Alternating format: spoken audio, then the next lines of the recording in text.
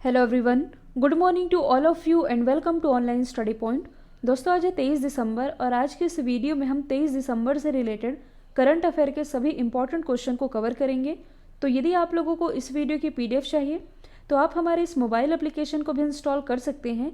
इसके अलावा आप लोगों के लिए एनटीपीसी और ग्रुप डी की तैयारी के लिए एक स्पेशल चैनल लॉन्च किया गया है जिसका नाम है माई एग्ज़ाम। तो इसकी भी लिंक डिस्क्रिप्शन बॉक्स में दी हुई है। स्टार्ट करते हैं हमारा पहला क्वेश्चन। हाल ही में 5वीं वार्षिक ग्लोबल टेक्नोलॉजी समिट को किसने संबोधित किया है? तो ये संबोधित किया गया है एस जयशंकर जी के द्वारा। और ये जो 5वीं ग्लोबल टेक्नोलॉजी समिट रही, इसकी थीम थी द जियोपॉलिटिक्स ऑफ टेक्नोलॉजी। अब यदि हम बात करें एस जयशंकर जी की, जो कि प्रेजेंट टाइम में हमारे विदेश मंत्री हैं, कुछ समय पहले ही जब ये नाइजर की यात्रा पर गए थे तब इन्हीं के द्वारा नाइजर में पहले महात्मा गांधी कन्वेंशन सेंटर का भी उद्घाटन किया गया था। ये तो है विदेश मंत्री। प्रेजेंट टाइम में हमारे विदेश सचिव कौन है? तो ये हैं हर्षवर्धन श्रृंगला। इसके अलावा कुछ समय पहले ही जो विदेश सेवा संस्थान है, इसका नाम बदलकर किया गया है Sushma Swaraj institute of foreign service. आप और क्या रिलेट कर सकते हैं? तो कुछ समय पहले ही विदेश मंत्रालय के द्वारा नेक्स्ट नाम के एक नए प्रभाग की स्थापना करने की मंजूरी दी गई थी। नेक्स्ट, तो इसकी फुल फॉर्म बनती है new emerging and strategic technology. तो इस नाम से एक नए प्रभाग की स्थापना करेगा विदेश मंत्रालय। हाल ही में राष्ट्रीय गणित दिवस ये कब मनाया गया? तो ये भी हाल ही में मनाया गया है 22 दिसंबर को। और ये 22 दिसंबर को ही क्यों मनाया जाता है? तो देखिए, भारत के जो महान गणितज्ञ थे श्रीनिवास रामानुज, इन्हीं की जयंती आती है 22 दिसंबर को और इसलिए 22 दिसंबर को हम मनाते हैं राष्ट्रीय गणित दिवस के रूप में। और इस बार श्रीनिवास रामानुज की ये 133वीं जयंती है। जो भारत सरकार है, इसके द्वारा वर्ष 2012 में 22 दिसंबर को राष्ट्रीय गणित दिवस के रूप में मनाए जाने की घोषणा की गई थी। यदि हम अदर ऑप्शन को डिस्कस करें तो 19 दिसंबर को मनाया गया है गोवा मुक्ति दिवस, क्योंकि 19 दिसंबर 1961 को ही जो गोवा है ये पुर्तगाल से मुक्त हुआ था। 18 दिसंबर को मनाया गया है अंतर्राष्ट्रीय प्रवासी दिवस, यानी कि इंटरनेशनल माइग्रेंट्स डे, जिसकी थीम थी रिमैजिनिंग ह्यूमन मोबिलिटी। और 14 दिसंबर को मनाया जाता है राष्ट्रीय ऊर्जा संरक्षण दिवस। हाल ही में यूनेस्को ने किस देश की हॉकर संस्कृति को सांस्कृतिक विरासत की सूची में शामिल किया है? तो हाल ही में यूनेस्को के द्वारा सिंगापुर की हॉकर संस्कृति को शामिल किया गया है। अभी हॉकर संस्कृति ये क्या है? तो स्ट्रीट फूड आप सभी जानते हैं। तो हाल ही में सिंगापुर के स्ट्रीट फूड हॉकर कल्चर के लिए, जो कि फेमस सिंगापुर शैली है, इसके लिए इसे सांस्कृतिक विरासत की सूची में शामिल किया गया है। तो सबसे पहले हम जानेंगे यूनेस्को के बारे में, इसके बाद जानेंगे सिंगापुर के बारे में। यदि हम बात करें यूनेस्को की, तो इसकी स्थापना हुई थी 1945 में। भारत इसका सदस्य बना था 1946 में। इसका हेडक्वार्टर स्थित है फ्रांस की कैपिटल पेरिस में, पेरिस जो कि सीन नदी के किनारे बसी हुई है। इसके डायरेक्टर जनरल तो ये हैं ऑद्रे अजौले। देखिए, दो कंट्रीज़ हैं, एक तो है यूएसए, दूसरी है इजराइल। इन दोनों ही कंट्रीज़ ने पिछले ही साल, मतलब कि 2019 में, जनवरी 2019 में यूनेस्को की सदस्यता छोड़ दी है। तो अब हम जानेंगे सिंगापुर के बारे में। आप एशिया मैप में देख सकते हैं सिंगापुर की लोकेशन। इसकी कैपिटल है सिंगापुर सिटी।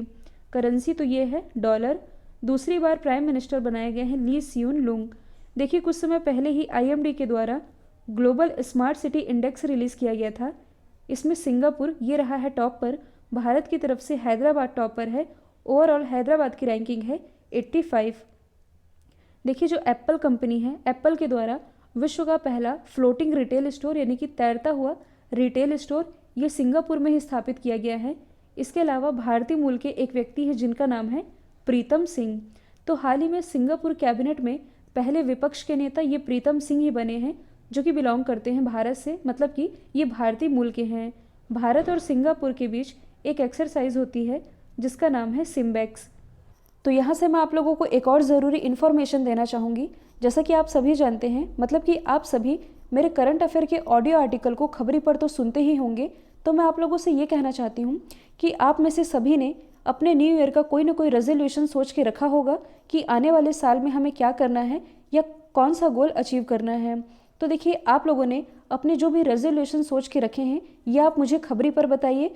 कमेंट करके आप लोगों को अपने रेजोल्यूशन शेयर करने हैं और इसके जो भी टॉप 3 विनर्स होंगे उन टॉप 3 विनर से मैं पर्सनली बात करूँगी उनके गोल को लेकर के, और मेरे लाइफ के जो भी एक्सपीरियंस रहे हैं मेरे गोल को लेकर के वो भी मैं शेयर करूँगी। हाल ही में BBC sports personality of the year 2020 का खिताब किसने जीता है? तो ये भी हाल ही में जीत लिया है लुइस हैमिल्टन ने। यहाँ जो टर्म लिखा हुआ है बीबीसी, इसका मतलब है ब्रिटिश ब्रॉडकास्टिंग कॉरपोरेशन। तो इसी के द्वारा sports personality of the year इसका खिताब मिला है लुइस हैमिल्टन को, जो कि एक फार्मूला 1 रेसर हैं और ये मर्सिडीज़ के ड्राइवर हैं और इंग्लैंड से बिलोंग करते हैं। लास्ट टाइम लुइस हैमिल्टन ने ये खिताब अपने नाम किया था 2014 में, और अब इन्होंने फिर से ये खिताब अपने नाम कर लिया है। अब देखिए, अभी मैंने बताया है ये हैं फार्मूला 1 रेसर। तो मैंने आप लोगों को ये भी बताया था कि 3 तरह की रेस होती है, फार्मूला 1, फार्मूला 2 और फार्मूला 3।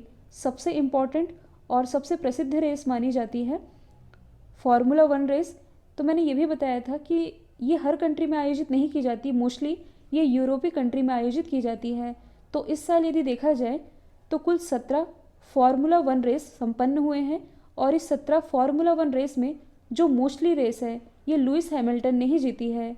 तो इनके द्वारा जीते गए कुछ इंपॉर्टेंट रेस के मैं यहाँ पर एग्जाम्पल लिख देती हूँ, जैसे कि स्टायरियन, हंगरी, ब्रिटेन, स्पेनिश और टस्कन फार्मूला 1 ग्रैंड प्रिक्स, ये सभी जीती गई है लुइस हैमिल्टन के द्वारा। यदि हम अदर ऑप्शन को डिस्कस करें तो कुछ दिन पहले मैंने आप लोगों को बताया था कि हाल ही में FIFA best player 2020 men's category में चुना गया है पोलैंड के रॉबर्ट लेवांडोस्की को, और वुमेन कैटेगरी में ये चुनी गई हैं इंग्लैंड की लूसी ब्रॉन्ज। यहाँ बात की जा रही है बीबीसी की, तो आप तीसरे ऑप्शन को रिलेट कर सकते हैं। देखिए, जो भारत की पीवी सिंधु हैं, इन्हें BCC Indian sports women of the year 2019 के खिताब से नवाजा गया था, लेकिन ये लास्ट ईयर की बात है जिससे सम्मानित की गई थी पीवी सिंधु। हाल ही में बिहार के नए डीजीपी यानी कि पुलिस महानिदेशक कौन बने हैं? तो ये भी हाल ही में बन गए हैं वरिष्ठ आईपीएस ऑफिसर एसके सिंघल। जो एसके सिंघल है ये 1988 बैच के बिहार कैडर के आईपीएस ऑफिसर हैं। तो कुछ समय पहले ही जो गुप्तेश्वर पांडे हैं, जो कि इनसे पहले डीजीपी थे, गुप्तेश्वर पांडे ने अभी हाल ही में स्वेच्छा से रिटायरमेंट का ऐलान किया था, जिसके बाद से एसके सिंघल ये बन गए हैं बिहार के नए डीजीपी। यदि हम बात करें बिहार की, तो राजधानी है पटना। मुख्यमंत्री तो हाल ही में बिहार के 7वीं बार मुख्यमंत्री बनाए गए हैं नीतीश कुमार। इसके अलावा 2 उप मुख्यमंत्री भी बने हैं, एक तो है तारकिशोर प्रसाद, दूसरी है रेणु देवी। तो यहाँ से इम्पॉर्टेंट है रेणु देवी का नाम, क्योंकि ये बिहार की पहली महिला उप मुख्यमंत्री बन गई हैं। यदि आप करंट से रिलेट करेंगे तो हाल ही में पूर्वोत्तर भारत का पहला ग्लास ब्रिज ये बनाया गया है बिहार के ही नालंदा जिले में। अच्छा, कई बार एग्जाम में पूछा जाता है कि नालंदा विश्वविद्यालय का निर्माण किसने कराया था? तो ये कराया गया था गुप्त काल के राजा कुमारगुप्त प्रथम के द्वारा। कई बार एग्जाम में ये भी पूछा जाता है कि बिहार का शोक ये किस नदी को कहते हैं? तो ये कहलाती है कोशी नदी। और यदि आप रिलेट कर सकें तो जब बिहार में कुछ समय पहले चुनाव चल रहे थे तो ये क्वेश्चन निकल कर सामने आया था कि हाल ही में भारत की पहली ट्रांसजेंडर महिला पीठासीन अधिकारी ये बनी है मोनिका मेहता।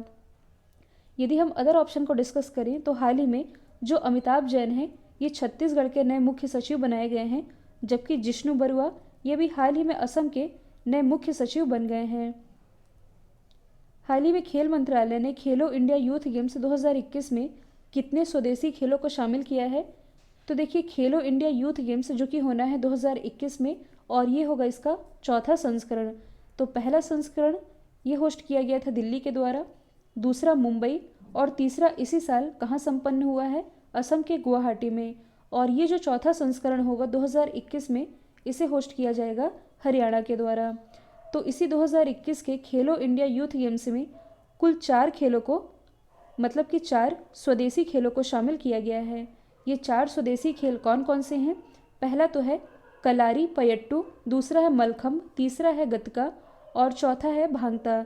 तो सबसे पहले यदि हम बात करें कलारी पयट्टू खेल की, तो देखिए ये जो खेल है इसका प्रचलन है केरल में। दूसरा खेल है मलखम्ब। मलखम्ब जो कि मध्य प्रदेश का राजकीय खेल भी है और इसका प्रचलन है महाराष्ट्र और मध्य प्रदेश में। तीसरा खेल है गतका, ये पंजाब में फेमस है, जो कि निहंग सिख योद्धाओं की पारंपरिक युद्ध शैली है। अब यदि हम बात करें चौथे स्वदेशी खेल की तो इसका नाम है भांगता। भांगता ये रिलेटेड है मणिपुर से और इन्हीं 4 स्वदेशी खेलों को शामिल किया गया है। अब यदि हम बात करें खेल मंत्रालय की तो प्रेजेंट टाइम में हमारे खेल मंत्री कौन है? किरण रिजिजू जी, और इनकी कॉन्स्टिट्यूंसी है अरुणाचल वेस्ट। यदि आप करंट से रिलेट करेंगे तो हाल ही में खेल मंत्रालय के द्वारा योगासन इसे प्रतिस्पर्धी खेल के रूप में मान्यता भी दी गई है, तो ये सभी आप याद रखेंगे। हाल ही में हिमाचल प्रदेश में जबरन धर्मांतरण कानून का उल्लंघन करने पर कितने साल की सज़ा का प्रावधान है? तो ये प्रावधान है कुल 7 साल की सज़ा का। तो देखिए, हिमाचल प्रदेश में ज़बरदस्ती या बहला फुसलाकर यदि केवल धर्मांतरण के उद्देश्य से शादी की जाती है तो ऐसी शादी के खिलाफ एक अधिक कठोर कानून लागू किया गया है, और जिसमें कि इस कानून का उल्लंघन करने वालों पर 7 साल की सज़ा का प्रावधान है। अभी पिछले ही महीने मैंने आप लोगों को पढ़ाया था कि कुछ इसी तरह जो उत्तर प्रदेश गवर्नमेंट है इसने भी धर्मांतरण के खिलाफ एक अध्यादेश जारी किया है, जिसमें कि विभिन्न कैटेगरी में 10 साल तक की सज़ा और अधिकतम 50,000 तक के जुर्माने का भी प्रावधान है। तो यहाँ हम बात कर रहे हैं हिमाचल प्रदेश की। आप मैप में देख सकते हैं हिमाचल प्रदेश की लोकेशन। इसकी राजधानी है शिमला, मुख्यमंत्री हैं जयराम ठाकुर, राज्यपाल है बंडारू दत्तात्रेय। हिमाचल प्रदेश में स्थित है मनाली, और मनाली में ही भारत का सबसे ऊंचा स्काई साइकिलिंग ट्रैक ये स्थापित किया गया, जिसकी ऊंचाई है 9,000 फीट। ये पिछले ही साल मतलब कि 2019 में स्थापित किया गया है। और हाल ही में हिमाचल प्रदेश के रोहतांग दर्रे में अटल टनल का भी उद्घाटन किया गया है, और ये जो अटल टनल है इसके माध्यम से मनाली और लेह की दूरी 46 किलोमीटर तक कम हो जाती है। NEP यानी कि न्यू एजुकेशन पॉलिसी लागू करने वाला भारत का पहला राज्य हिमाचल है। इसके अलावा भारत में पहली बार हींग की खेती की जानी है, और भारत में पहली बार हींग की खेती ये हिमाचल प्रदेश में ही की जाएगी। तो ये सभी आप याद रखेंगे। हाल ही में मसालों से विश्व की सबसे बड़ी पेंटिंग बनाकर किसने Guinness book of world record में अपना नाम दर्ज कराया है? तो ये दर्ज कराया गया है नेहा सिंह के द्वारा, जो कि BHU यानी कि बनारस हिंदू विश्वविद्यालय की एक स्टूडेंट है। तो यहाँ से आप ये भी याद रख सकते हैं कि बनारस हिंदू विश्वविद्यालय इसकी स्थापना किसने की थी, क्योंकि ये भी एग्जाम में पूछा जाता है। इसकी स्थापना की गई थी मदन मोहन मालवीय जी के द्वारा। तो नेहा सिंह ये है BHU की स्टूडेंट, और इन्होंने खराब हो चुके मसालों की मदद से वर्ल्ड की सबसे बड़ी पेंटिंग बना करके Guinness book of world record में अपना नाम दर्ज करा दिया है। अब देखिए, इस क्वेश्चन में बात की जा रही है Guinness book of world record की, तो ऑप्शन में मैंने कुछ ऐसे सेट किए हैं जिससे कि आप कुछ रिलेट कर सकते हैं। हाल ही में आंग रीता शेरपा इनका निधन हुआ। आंग रीता शेरपा ये कौन है? तो बिना ऑक्सीजन सिलेंडर के 10 बार माउंट एवरेस्ट पर फतह करने वाले ये पहले व्यक्ति थे, जिसके लिए इन्होंने Guinness book of world record में अपना नाम भी दर्ज कराया था। इनका भी हाल ही में 72 वर्ष की आयु में निधन हुआ। जो खगेंद्र थापा है, तो ये संसार के सबसे छोटे कद के व्यक्ति के रूप में Guinness book of world record में अपना नाम दर्ज करा चुके हैं, जो कि बिलोंग करते थे नेपाल से। हाल ही में 29 वर्ष की आयु में इनका निधन हुआ। यदि हम बात करें ज्योति आमगे की, जो कि बिलोंग करती हैं महाराष्ट्र के पुणे से, तो ज्योति आमगे संसार की सबसे छोटी कद की महिला के रूप में इन्होंने Guinness book of world record में अपना नाम दर्ज कराया है। इनकी हाइट है 2 फीट। हाल ही में सबसे ज़्यादा कमाई करने वाले यूट्यूबर कौन बने हैं? तो देखिए, हाल ही में फोर्ब्स के मुताबिक सबसे ज़्यादा कमाई करने वाले यूट्यूबर ये बन गए हैं रायन काजी। इनकी उम्र है मात्र 9 साल, और ये अपने यूट्यूब चैनल पर टॉयज़ का यानी कि खिलौनों का रिव्यू करते हैं, और 217 करोड़ की कमाई के साथ ये हैं सबसे ज़्यादा कमाई करने वाले यूट्यूबर। दूसरे स्थान पर है मिस्टर बीट्स के नाम से जाने जाने वाले जिम्मी डोनाल्डसन। इनकी कमाई है 177 करोड़ रुपए। और तीसरे स्थान पर हैं डूड परफेक्ट, जो कि स्पोर्ट्स एंटरटेनमेंट ग्रुप है। 169 करोड़ की कमाई के साथ ये है तीसरे स्थान पर। और चौथे स्थान पर है रेट एंड लिंक, 147 करोड़ की कमाई के साथ ये हैं चौथे स्थान पर। तो ये हैं टॉप 4। तो देखिए, अभी मैंने बताया कि रायन काजी ये हैं सबसे ज़्यादा कमाई करने वाले यूट्यूबर। इनकी उम्र है मात्र 9 साल। अब इनकी उम्र मैं आप लोगों को दोबारा से क्यों बता रही हूँ, मतलब कि आप ही लोग सोचिए कि 9 साल की उम्र में ये जो बच्चा है ये 217 करोड़ रुपए की कमाई कर रहा है अपने बलबूते पर। मतलब कि केवल टॉय का रिव्यू करते हैं ये अपने यूट्यूब चैनल पर, और इससे इनकी कमाई है 217 करोड़ रुपए। यदि मैं अपने 9 साल की उम्र को याद करूं तो मुझे तो आज भी याद है कि 1 या 2 रुपए के लिए मेरे भाई के साथ इतने झगड़े हो जाते थे। और क्या ही कहना, आजकल के बच्चे सच में बहुत एडवांस है कि 9 साल में इनकी करोड़ों में कमाई है। हाल ही में किस निगरानी पोत को भारतीय तटरक्षक बल में शामिल किया गया है? तो देखिए, हाल ही में सुजीत नामक निगरानी पोत को आईसीजी में शामिल किया गया है, जो कि उन्नत तकनीक, संचार उपकरणों और सेंसर से लैस है। यदि हम बात करें आईसीजी की, यानी कि इंडियन कोस्ट गार्ड की, तो इसकी स्थापना हुई थी 1978 में। हेडक्वार्टर स्थित है नई दिल्ली में। इसके महानिदेशक तो ये हैं के नटराजन। कुछ समय पहले ही आईसीजी की पहली महिला डीआईजी बनाई गई हैं। इनका नाम क्या है? तो इनका नाम है नुपुर कुलश्रेष्ठ। यदि आप करंट से रिलेट करेंगे तो हाल ही में जो आईसीजी है, इसके द्वारा ऑपरेशन ऑलिव की शुरुआत की गई है। और क्यों की गई है? तो देखिए, जो ऑलिव रिडले कछुओं की प्रजाति है, जो कि संसार में सबसे छोटी प्रजाति के कछुए होते हैं, इनके संरक्षण के लिए आईसीजी ने ऑपरेशन ऑलिव ये कुछ समय पहले ही चलाया है। तो ये सभी आप याद रखेंगे। कल मैंने आप लोगों से पूछा था हाल ही में आईटीबीपी के अतिरिक्त महानिदेशक कौन बने हैं, तो इसका राइट आंसर था मनोज सिंह रावत। अब आप लोगों के लिए आज का सवाल है, हाल ही में भारत के पहले centre of excellence for skill development का उद्घाटन कहाँ किया गया है? तो इसका जो भी आंसर है कमेंट बॉक्स में बताइएगा। वीडियो यदि पसंद आया है तो लाइक कीजिए, और आज आप लोगों को इस वीडियो को एटलीस्ट 5 स्टडी रिलेटेड ग्रुप में शेयर ज़रूर करना है। तो आज के लिए इतना ही। Thank you so much.